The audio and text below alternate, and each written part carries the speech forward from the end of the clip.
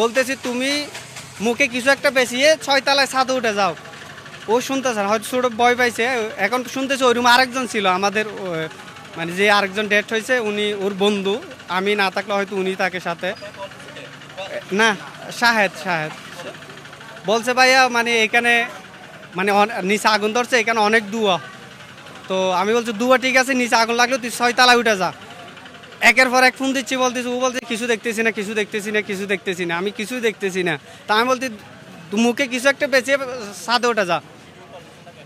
এমনি মোবাইলে, মোবাইল প্রথমে হোয়াটসঅ্যাপে দিছে, এরপর আমি মোবাইল থেকে ট্রাই করতে, যেহেতু মোবাইল ওনার সিমে টাকা নাই, হোয়াটসঅ্যাপে দিছে, এরপর আমি মোবাইল থেকে একের পর এক ফোন দিচ্ছিলাম। সাথে সাথে আমি চলে আসতেছি গ্রাম থেকে, আমি 3টার আগে এখানে এসে সরাসরি বাসায় উঠে গেছি। ওখানে আমি 15-20 সেকেন্ডের ভিতরে 6 তলায় উঠে ওনাকে দেখে চলে আসি আর কি।